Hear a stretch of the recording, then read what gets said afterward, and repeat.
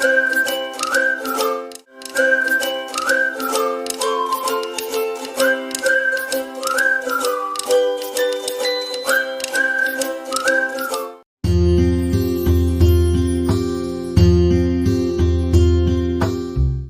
everyone, it's Ferner Frank with JavaWalkerWorld. We are back. Here we are in snowy Ottawa, back home from our trip to the Azores. And we thought we would just give you a little recap of the whole trip. We've been getting a few emails and questions about who we actually used as a carrier, where we stayed. They saw that we rented some cars. Who did we tend to use and what was our opinion or our thought in this, cost, meals, that kind of thing. So we're just going to do a quick review for those of you that might want to go there. Interested, saw what you liked.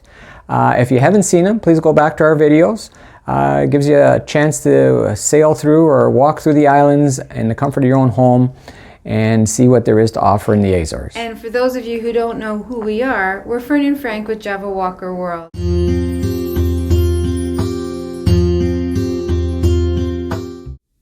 Okay, so we're going to start with the airline that we used. We used Sata Azores International Airlines. It's basically the national airlines of the Azores, and they fly directly out of Toronto, which is a big bonus. No connections, that kind of stuff, until you get to the islands and where you want to go from there.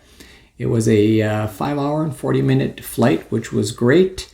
They offered you a meal in-house and you slept. It was a late flight, sort of not a red-eye, but a close to red-eye, and you arrived in the morning. Smooth, seamless. The booking process worked out rather well, eh?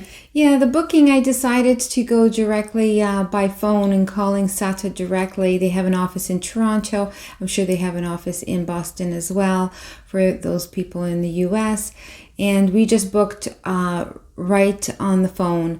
I told her exactly what I needed, the dates that I was looking for, what islands I wanted to stop on the way in and on the way out, and bang, bang, bang, in about 15 minutes, we were done. She had sent us a confirmation of our itinerary for us to review. She sent it to us via email. I said, yes, that's perfect. And bang, our tickets were issued. In less than a half hour, we had everything done. Which was really great. They were great to deal with. Very efficient. Right through the whole process, right from boarding to any questions we had when we got there, when we landed, where to go, for regarding testing if we needed it or not. They were great. We had one leg of the trip that got changed, got bumped up by an hour. They notified us via email. Very seamless. Very happy with their... And we were very pleased with all of it. And I compared it to what was available online, and it was comparable. It wasn't any more or any less. And depending on the time of year you go, the prices can range. We went November 10th, I think we left? Yeah, 5th. November 5th, and we were there for a month. And it cost us $1,000 a piece to go, and with all of our connecting flights as well, and we were very pleased with the price. I know you can get directly to San Miguel all throughout the year. You can just check to see the moving target on the pricing, and you can get it as cheap as $450 Canadian. This is Canadian I'm talking. Again, it depends on the time of the year. So it's a time of the year. We needed a specific date. We had a purpose for our flight and our trip, so we booked that flight. But highly recommend Sata. Out of 0 out of 5, I would give them a 5. They were very happy. good. Yeah, very accommodating. And I know in the past, whenever I've flown with them, if there is an incident where the weather is really bad and the flight can't get from one place to, they move you. They move you from one island to another island, and they accommodate you for accommodations overnight if need be. And they pick up the cost. They pick up the cost, and it goes right through. So they're awesome that way. And great. By booking Sata on the international side, you're guaranteed a seat on the hopper from island to island. So you're always good. Yeah, they're big planes too. They're the A321s, if I'm not mistaken. So they're nice wide body planes and that kind of stuff. And then the ones in the island, they're the smaller prop planes like Porter Airlines. Very comfortable. Pilots are fantastic. The weather can be iffy every now and then. they handled it superbly. They know how to fly those. They know how to handle those very airports. Well. So definitely comfortable, safe, great customer service. Would highly recommend Sata Express and or the Azores Sata. And so that's who we used for to get over there. So we're going to go on to the car rental. How was the experience of the car rental? Who we used?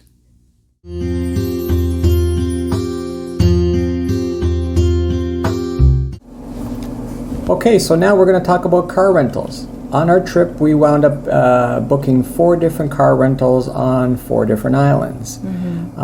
Again, and we booked them all online. All online. We used a variety of platforms to book them. There was one that was Carflex. Another one was Rent-A-Car. So they're third parties that find you rentals within the island. So rentacar.com was associated with Way to Azores, and Rentacar, Carflex.com had their own independent rental agency within the different island as well. So it was pretty easy, pretty seamless. Everything, sometimes you go on a trip and you go, they're going to rip you off and this, that, and everything was very professional. Very laid back. There was no pressure tactics to take any more insurance or, inspecting the vehicle was easy. We all went around, both of us, and it was the way you would expect it to be. Or hope to be. Hope to be. And we would videotape the vehicle as we were doing the inspection. And so when we returned it, what we did notice is that the security deposits were quite high. Yes. They were around between $1,200 and $1,600 euros. To secure the was put on your credit card as a hold. That's like for insurance purposes. And in one case, we paid for it only when we got there, and that this was the actual payment of the rental car. In another case, we put a deposit down and then paid the balance. But rental car in general, automatic transmission and a compact car was running between 50 to about 75 Canadian dollars per day. So just to give you an idea. And again, like all car rentals, you return it back full. So the gas was running at the time we were there was $1.37. So €1.37 to a liter. A liter, to fill it back up. So in one case, we did quite a bit of traveling. It cost me €40 to fill it up in one spot. That was in Pico. And the other one, the other places ranged anywhere between $20 and $23. So all in all, it's not too bad. No, it's what you would expect, but the professionalism was there. There was no shadiness. No nickeling and diming. We've been to some places where it's been a little shady, and you wonder, and you're always fearful. But everything was fine. So again, here's out of 5, I would give them a 4. They were great. Easy to pick up at the airport. One had a shuttle. We just went to the shuttle. They took us to the rental place. Other places were right at the airport. So it was a wide mix. So again, renting a car was fairly reasonable, between $50, $75. Again, we used an automatic. It was a little bit more. But again, people were very professional, could speak English and Portuguese, so there wasn't a language barrier there. So again, the cars were clean and everything was nice and safe, and they weren't old, beat-up cars or anything like that. So no, they were very good. Pleased. No, very good. So we're going to move on to accommodations now and let you know a little bit about that.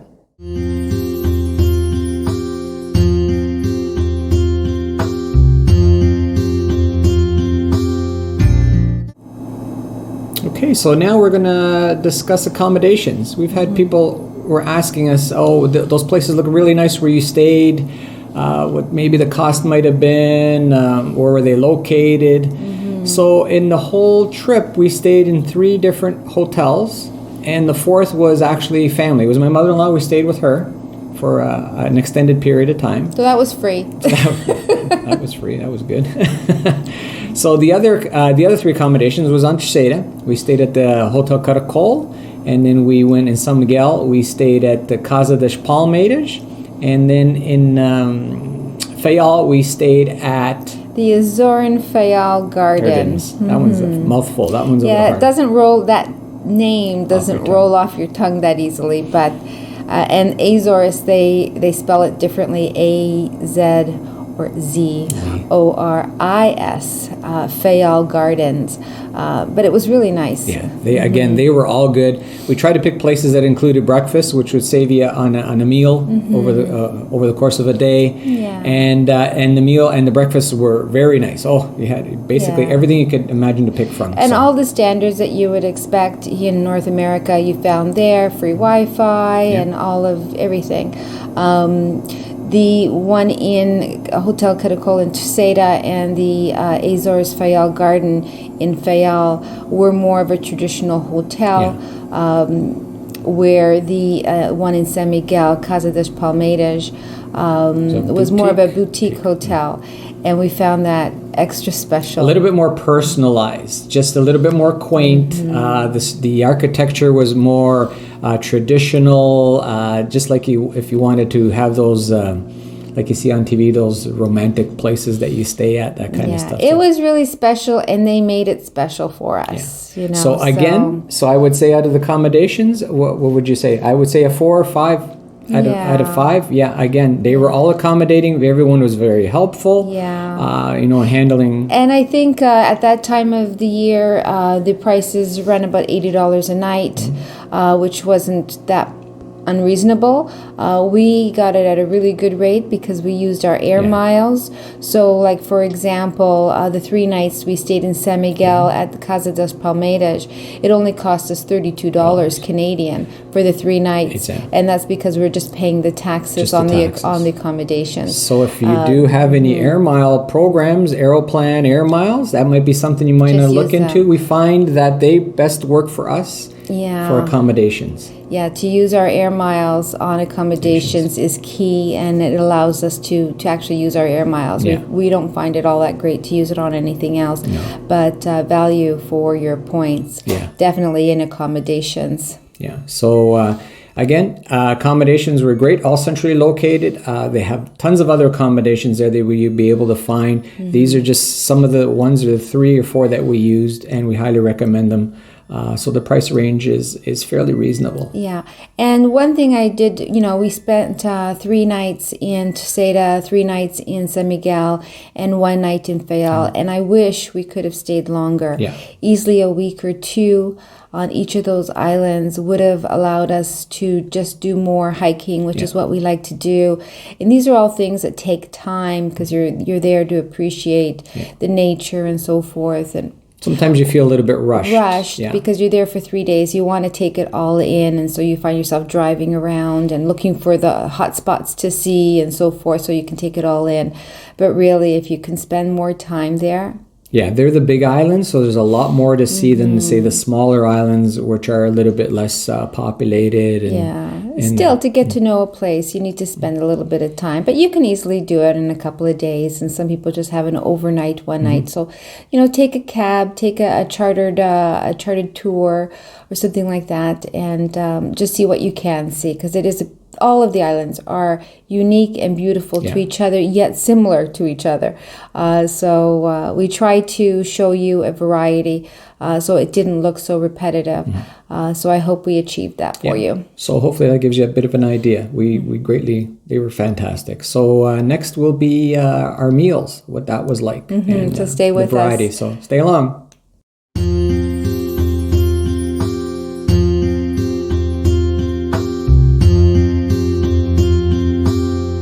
Okay, so now regarding meals, we ate in quite a few restaurants and quite a few cafes. I must say the cafes, I really enjoyed them. They were quaint. A lot of your local pastries, which you saw, which was the custard tarts or pastels de nata. And your coffees. The coffees were good. And the croissants, they were really good. All bad, but anyways, but good.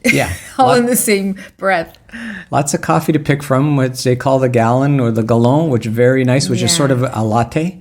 And in your espressos and your cappuccinos, they have everything. The Americanos, they have everything you could think of. Very tasty. And they ran about, I would say, €4 for 2 coffees, or the 2 gallons.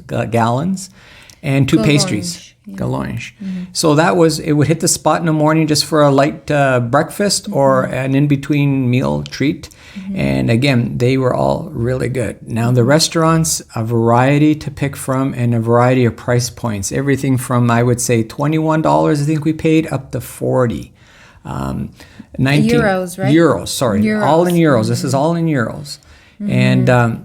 And you had a variety we had some nice fish meals. We had some nice roast meals. I think Fern had some roast and vegetables and potatoes and that kind of thing.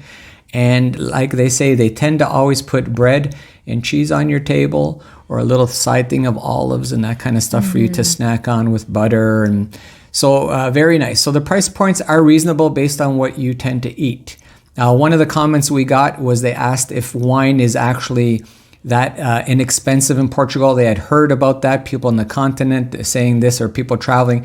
It is true. I am not a wine drinker, sadly, but the wine was reasonable. I had some wine. Fern had wine occasionally, and it was fairly reasonable. I forget how much. And the wine or the beer really was about the same price as having a pop or bottled water. Yeah, it was. Roughly the same price. So your drinking did not impact on the price of your meal. No. At all. Where here in North America, you know, you go out for dinner, as soon as you start to have liquor in any way, your bill goes up. It goes up pretty fast, at least in Canada. Yeah. But it was really good. It was really good. The food was good. Frank has a very sensitive stomach. He didn't have any problem with any of the food there. Had some very nice meals, like I say, from beef to pork to chicken to fish. Yeah. All very and they flavorful. Accommodated everything. If you were gluten intolerant, I saw on some of the menus some gluten-free options as well, and vegetarian options as well, which is pretty handy for people who need those type of meals. Yeah, have those kind of diets that they got to follow and stuff like that. So the cafes were good. Yeah, the and restaurants were good. We're all good. Groceries is relatively the same price as here in North America. Where I did see a big difference was obviously fish would be less expensive than here, and dairy.